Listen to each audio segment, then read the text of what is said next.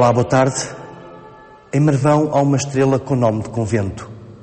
Nesta localidade do Alto Alentejo, localidade fortificada, o património religioso liga-se um pouco à religiosidade deste povo.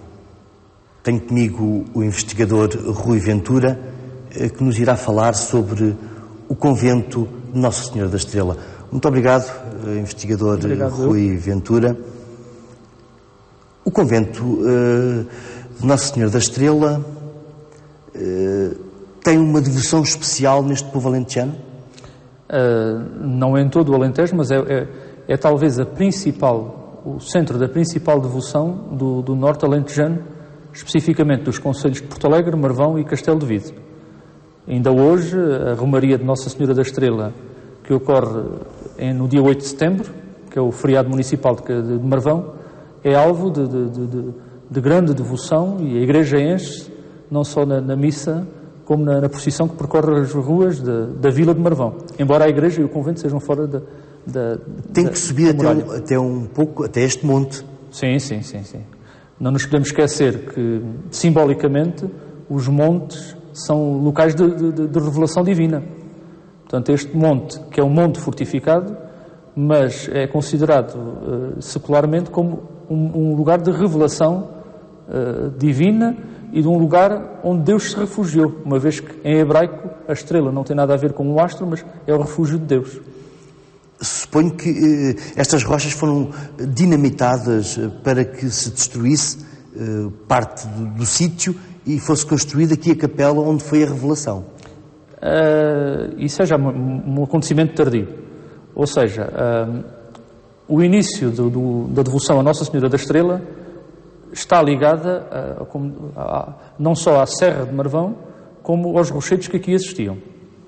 Ou seja, diz a lenda que um pastor que andava no sopé da serra terá visto uma estrela nesta zona, a brilhar nesta zona, intrigado, sobe até aqui, vai seguindo a luz da estrela e descobre, entre umas rochas que se situariam aqui na zona da capela, uma imagem muito próximo até. Aqui é de 5 ou 6 metros.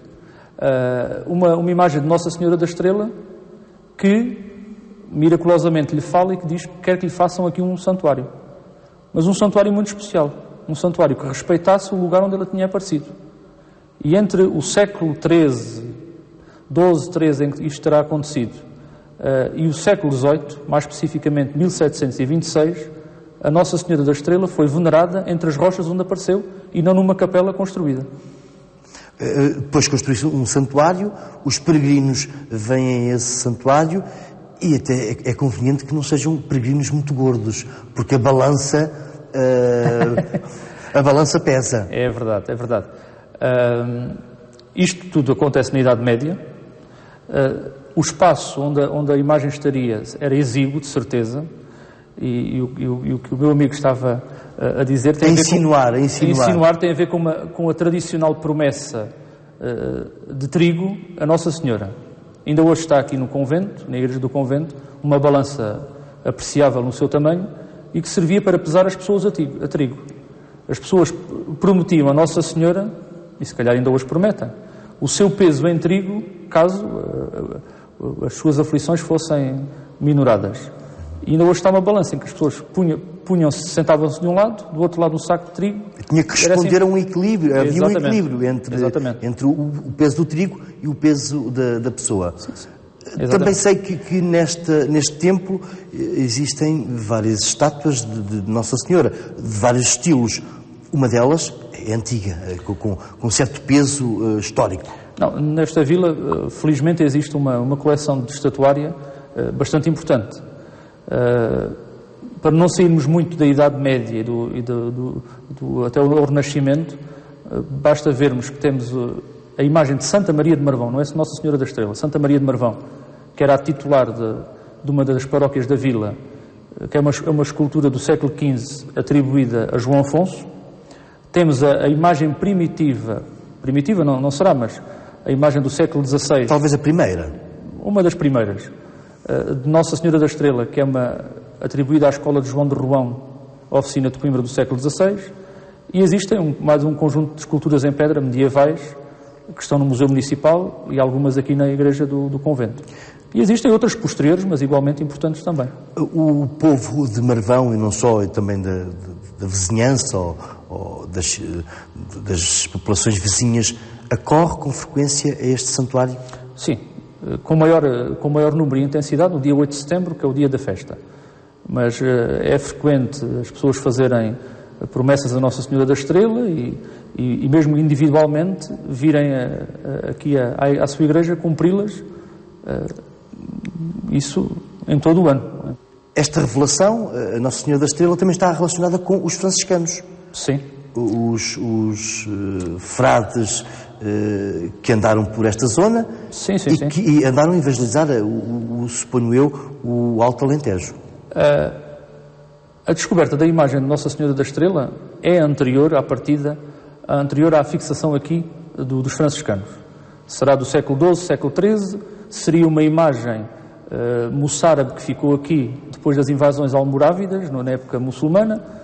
Agora, sabe-se historicamente com documentos que no século XV, em meados do século XV, se estabelece no lugar onde já estaria o santuário de Nossa Senhora da Estrela uma comunidade franciscana de frades menores que aqui constrói um convento, que ainda hoje está cá o edifício, a sua igreja e o claustro e as dependências, que hoje em dia têm outra função, mas que estão cá e que estiveram, como digo, a partir do século XV aqui neste lugar. Mas, no entanto, há uma panóplia de estilos nos vários edifícios que estão juntos.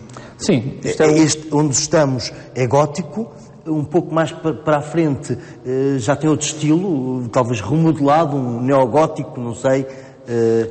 Pode-me explicar sobre isso? Tal como todos os edifícios vivos vão evoluindo.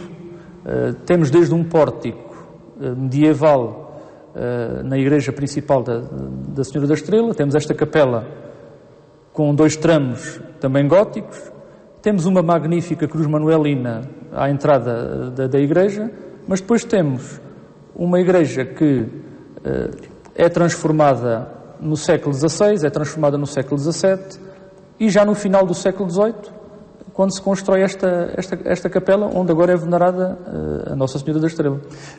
Para além das peregrinações que são frequentes no dia 8 de setembro, todos os anos, os cristãos do Norte ou do Alto Alentejo vêm cá com frequência? Sobretudo os do Norte Alentejanos, sim. Uns por devoção a Nossa Senhora, outros pelo interesse cultural, mas tanto quanto eu sei, vêm com alguma frequência. Dizem que este convento tem alguma parecença com o convento dos Lóis em Évora.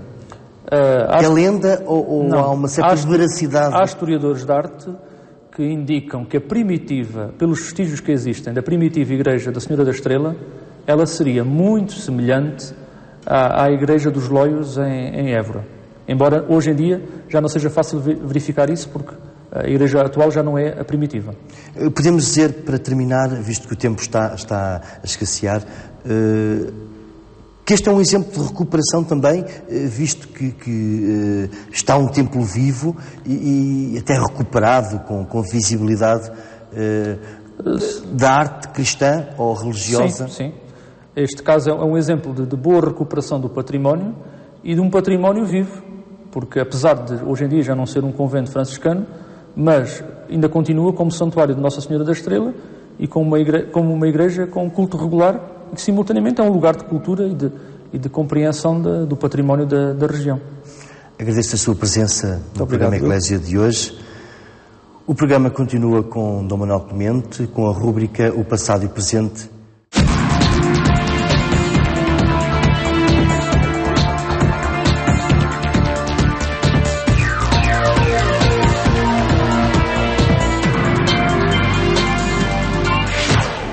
No encontro com a história da Igreja, apresentámos percursos de vida que foram de conversão e de evangelização. Eu, como sempre, fazemos um Dom Manuel Clemente de cumprimento. Viva Paulo. Muito boa tarde, obrigado por estar neste programa, onde damos continuidade, de facto, a esta apresentação de modelos de conversão e de evangelização. Histórias de conversão.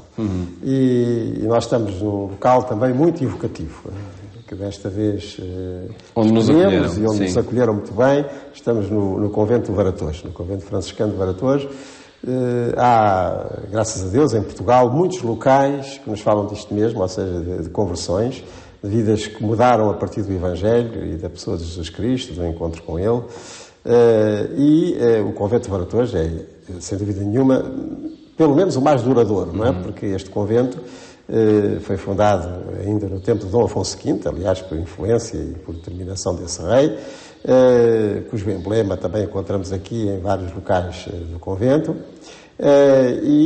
Desde o século XV, portanto, com interrupções no século XIX durante o liberalismo, depois regressos dos frades, depois com a interrupção em 1910, depois novo regresso dos frades, é, como eu dizia, o local mais duradouro de presença religiosa e muito ligado às histórias de conversão, que aliás ainda hoje continuam por ação daqui dos frades franciscanos do Varatões, em toda esta zona do litoral oeste, mais precisamente, onde tem uma intensa presença.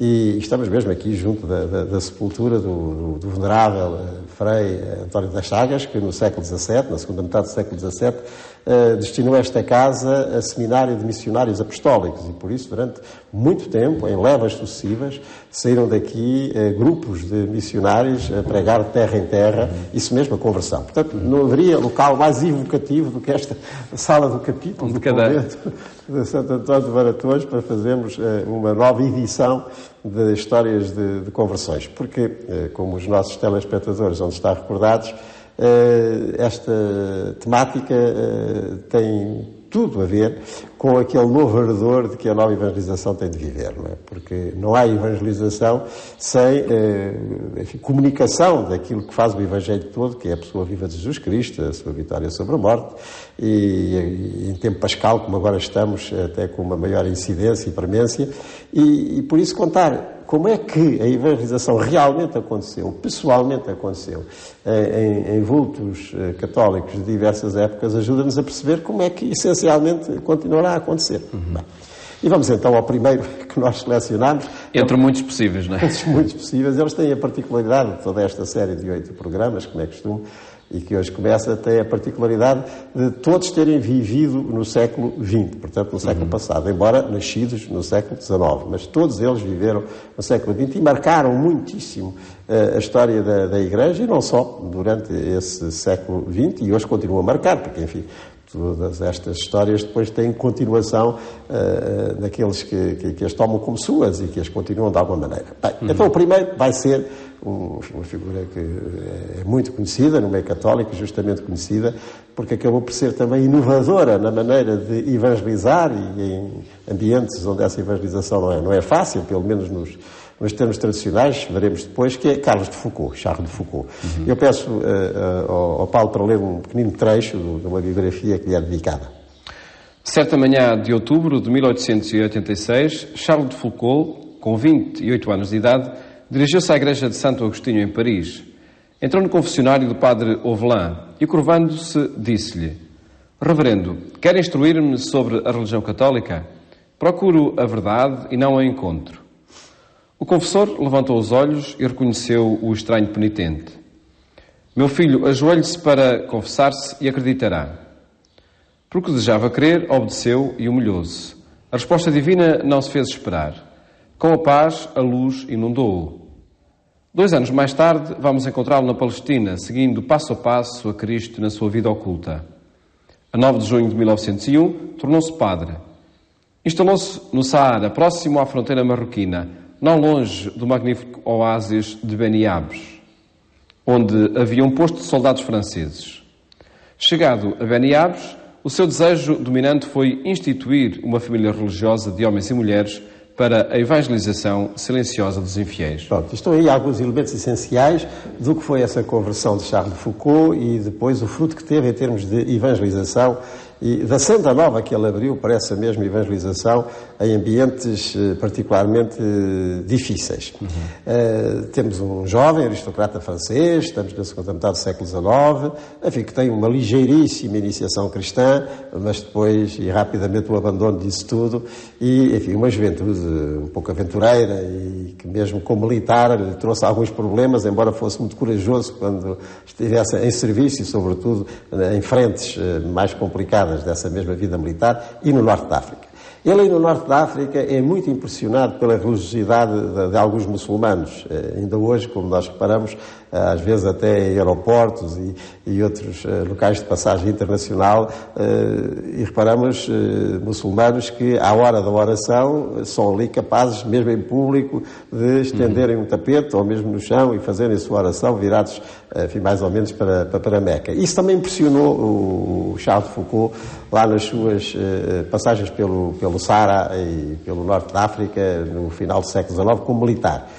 E interrogou acerca do que é a religião na vida de uma pessoa. Bem, depois volta à França, e ainda muito novo, portanto, ainda nos seus 20 anos, 28 anos, e com boa influência da parte, concretamente, de algum parente, ou de alguma parente mais católica, ele tem essa aproximação. Vai ter com um padre, que aliás já conhecia, o Abbé Vauvelin, e acontece o que isto estava escrito, não é? Ele chega-se ao pé do padre e pediu-lhe mais instrução, mais formação sobre o catolicismo, mas o padre já o conhecia suficientemente, já o pressentia suficientemente para lhe dizer: não, meu amigo, ajoelhas-te e confessas-te. E ele, como queria, diz aí esse texto, e oportunamente o diz, como queria realmente conhecer... Porque desejava crer. Desejava, acaba por ter essa conversão que mudará completamente a vida e que fará dele o que nós veremos a seguir. Este elemento é muito importante, porque ele é fruto de uma época, em França e não só, em que, enfim, como um jovem rico e depois como um jovem militar, a presença católica e cristã não era assim tão forte, para não dizer que não era nada forte, mas que mantém uma inquietação espiritual que lhe é suscitada por essa sua estada no Norte da África e até com religiosos de outra religião, que o leva a desejar conhecer, e no caso dele, a conhecer a Jesus Cristo, e que por isso mesmo entra imediatamente em ação, agora não militar, mas de penitência, não é? E com essa confissão abre-se uma nova vida. Ele tem uma enorme vontade de seguir enfim, o mais decalcadamente possível o que foi a vida de Jesus e naquele tempo, que é a maior parte da vida terrena de Jesus, de que nós não sabemos quase nada, a não ser que em Nazaré da Galileia, aquela vida oculta aos olhos do mundo, como carpinteiro, na humildade, vai prosseguindo. E é isso que ele vai tentar. Vai para Israel, vai para a Terra Santa, e lá vive, depois, até como criado, enfim, dos serviços mais simples, num convento de religiosas, elas próprias depois o interpelam: mas porque é que o senhor não segue para padre, poderia fazer bem a tanta gente? Bem, volta à França, é ordenado sacerdote e voltará ao Norte da África, e ao Saara, concretamente. E aí ele vai continuar a viver essa maneira de estar simplesmente ali, em tarefas de serviço e com uma intensa entrega à oração, digamos, reproduzindo o que teria sido, o que foi, certamente, e essencialmente, a vida oculta de Jesus em Nazaré, até porque ali não podia ser de outra maneira, porque no meio islâmico não é possível fazer uma evangelização direta, como nós a conhecemos na Europa, ou noutras partes, ou na África subsaariana, ou por esse mundo além, onde é possível. Ali não, porque se para o Islão, enfim, é legítimo que existam os crentes do livro, como lá se diz, portanto, da Bíblia, judeus e cristãos, não é possível que esses cristãos, no caso, façam evangelização, ou como outros chamarão, proselitismo. Não é possível. Então, o que é possível era aquilo que ele fazia. E sempre com a intenção de que outros homens e até mulheres se reunissem e seguissem a mesma vida, simples, de oração, de serviço, e que esse próprio exemplo, essa vida assim, como foi a de Jesus em Nazaré, também acabasse por irradiar.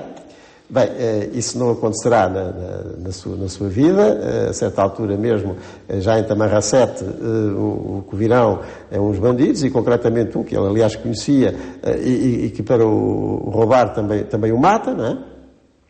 E parece que está tudo acabado.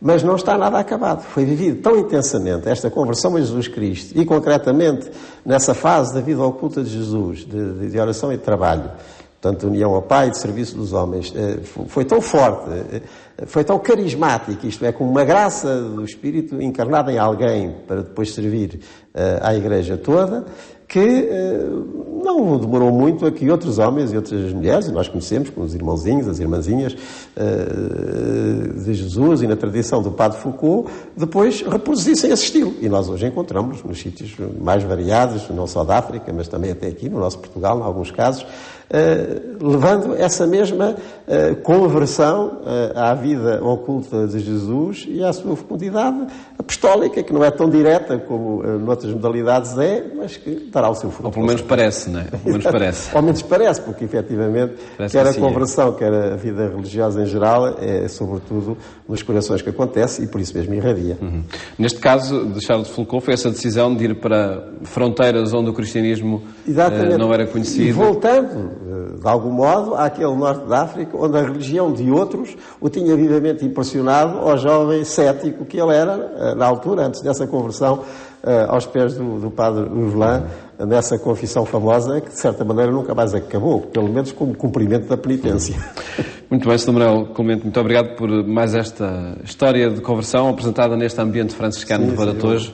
Na companhia dos sinos do claustro, etc. E muitos deles convertidos, a começar por este Frei António das Chagas, que é um caso Exatamente. grande de conversão, digamos, barroca na sua exuberância exterior, mas sobretudo interior. Voltamos a contar-nos de hoje 8 dias para outra história de conversão que apresentamos nesta rubrica O Passado do Presente.